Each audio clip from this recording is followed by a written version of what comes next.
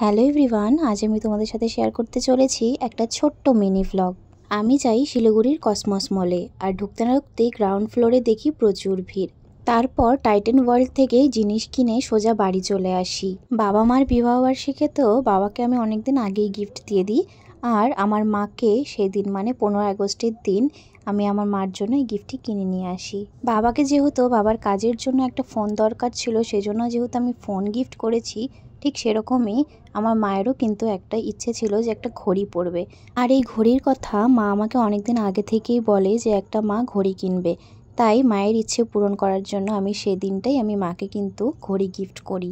আর এই ঘড়ির বিষয়ে কিন্তু আমার মায়ের কোনো আইডিয়া ছিল না যে আমি মায়ের জন্য ঘড়ি কিনতে যাব বা কিছু।